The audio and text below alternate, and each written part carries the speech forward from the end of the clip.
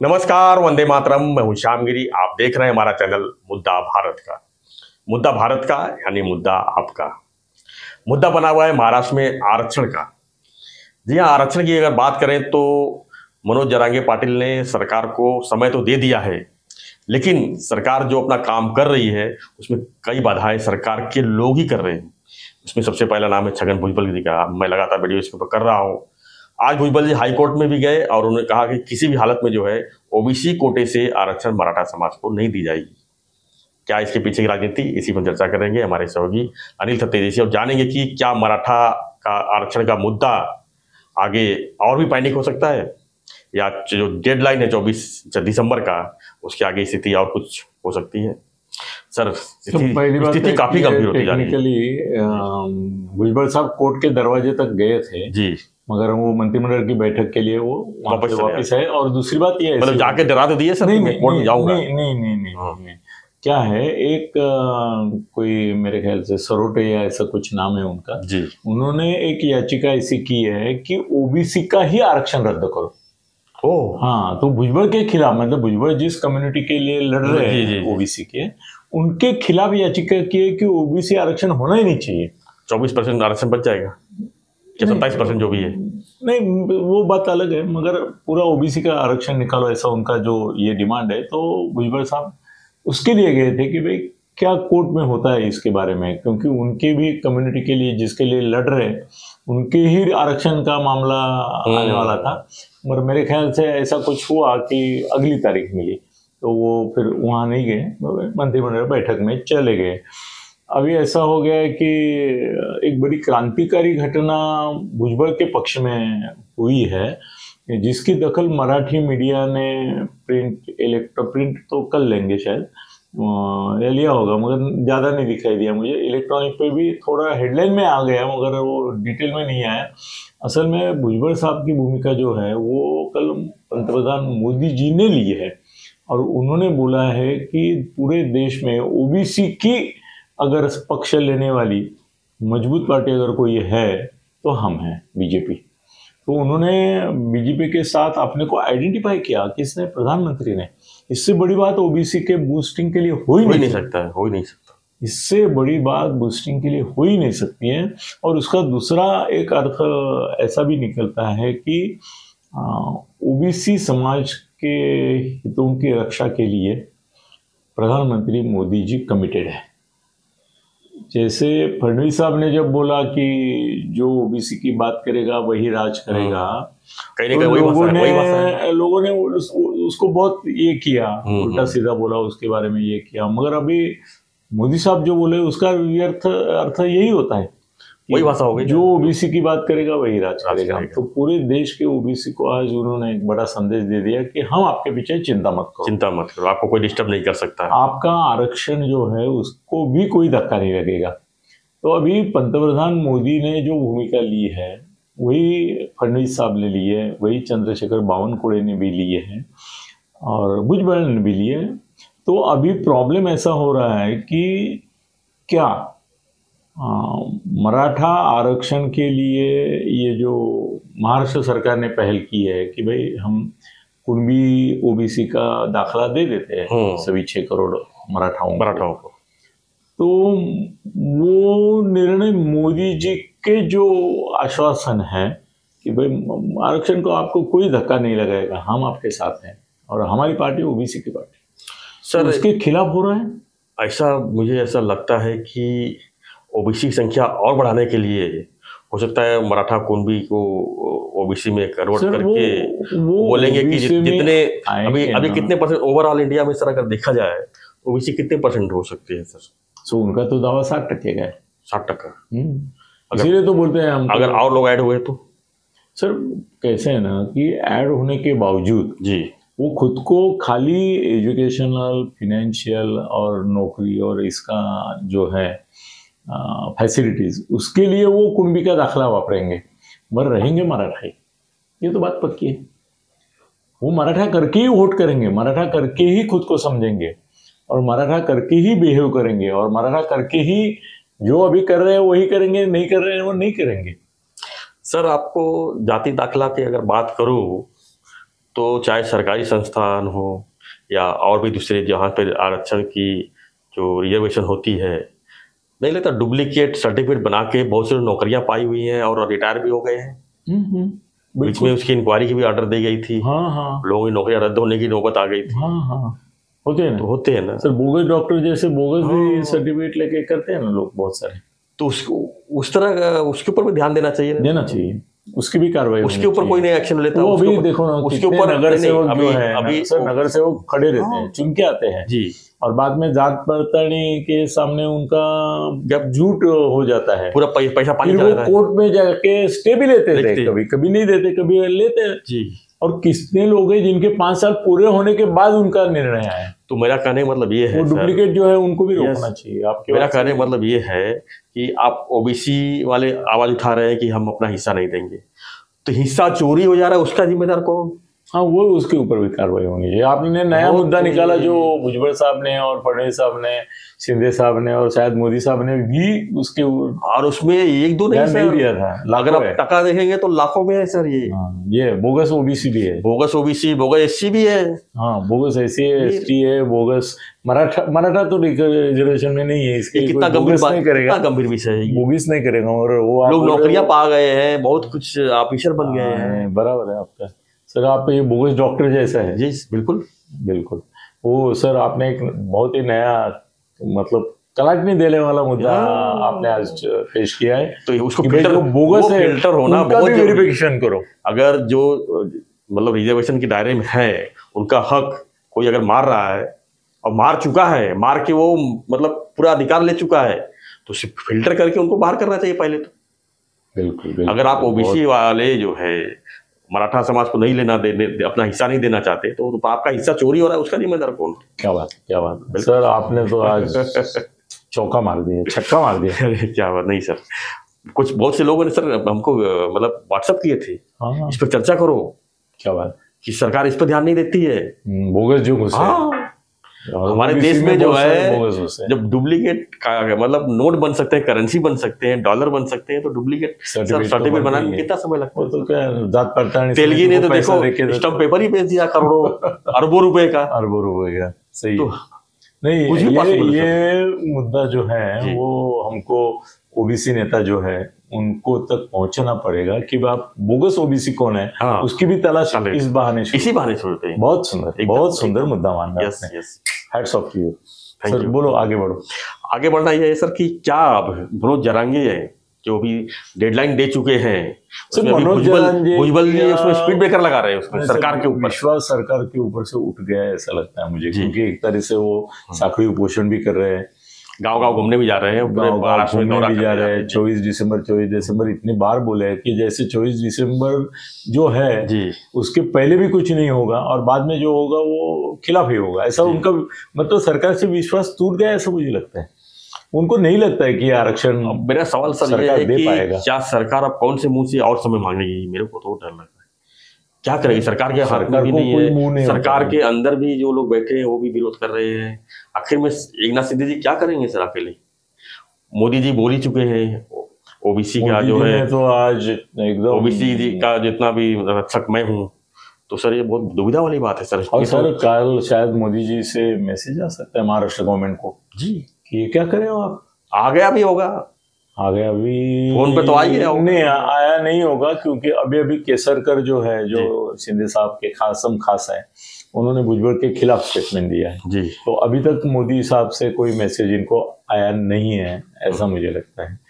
तो मगर अगर वो आ गया कि भाई इस मामले में आप ओबीसी जो हमारा बेस है पार्टी का महाराष्ट्र में भी और देश में भी, तो उसको आप तकलीफ दे रहे हैं, बिल्कुल।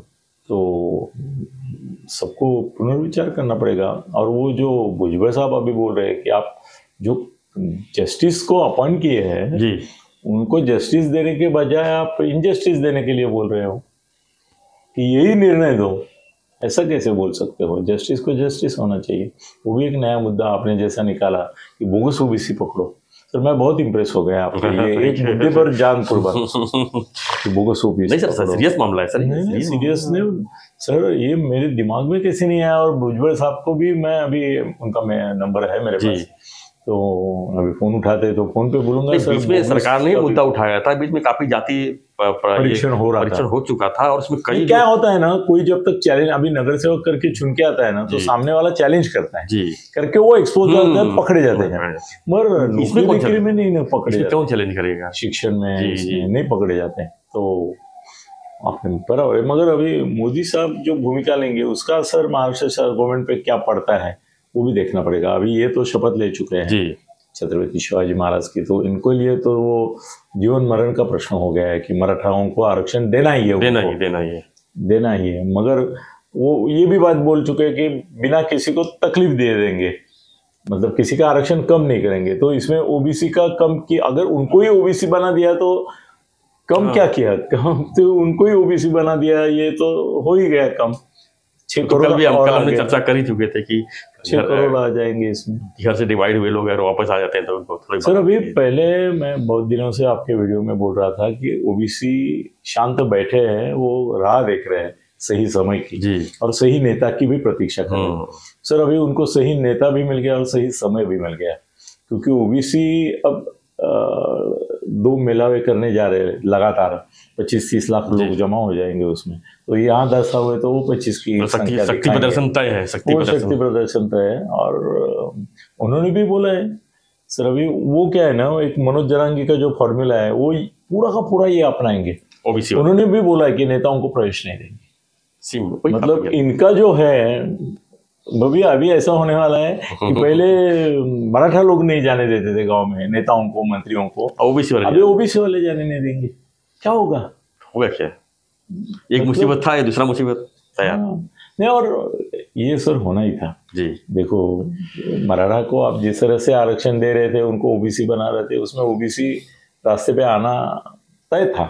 खाली उनको लीडरशिप की प्रतीक्षा थी और टाइम की प्रतीक्षा थी। अब जब ये होने लगा, रोज 10-10 हजार लोगों को सर्टिफिकेट मिल रहे हैं, और ऐसे देखते देखते 6 करोड़ लोगों को अगर मिल जाते हैं, तो फिर अभी समय आ गया कि वो बाहर आ गए और सब ओबीसी नेता एक साथ हैं। अभी वो क्या, उन्होंने सबने डिप्लोमेसी ऐसी की है, सरकार ने भी, कि भाई मराठा आरक्षण को विरोध नहीं, मगर ओबीसी से मत दो। अभी ओबीसी से नहीं देंगे और 50% आगे जाने वाला है तो देंगे कहाँ से? तो आप जैसे बोले वैसे ओबीसी में घुसना पड़ेगा, उनको घुसाना पड़ेगा। और वो अगर अभी ना कोर्ट को निर्णय जल्दी लेना पड़ेगा, मगर कोर्ट लेगा नहीं सर। ये कोर्ट को स्ट्रेट फॉरवर्ड लेकर लेना चाहिए। नहीं लेगा नहीं सर। ये 24 तारीख जो है ना, उसके पहले अगर कोर्ट का निर्णय नहीं आया तो सरकार फिर मुदत मांगेगी। जी भाई हमारा जो 24 के पहले कोर्ट को फैसला देना चाहिए। नहीं देगा सर, देना चाहिए सर। तो हाथ चाहते करके थोड़ा देंगे, ये तो लाखों करोड़ों मराठा और ये चाहते हैं। नहीं, शिंदे साहब ने जो टाइम लिया है, जो सोच समझ के टाइम लिया है सर, थोड़ा उनको मालूम है सुप्रीम कोर्ट के मन में क्या है। उस मामले को जो आप उनको जो तैयार करना है, फॉर्मूला तैयार करके वो कोर्ट में पेश करना चाहिए ना सर।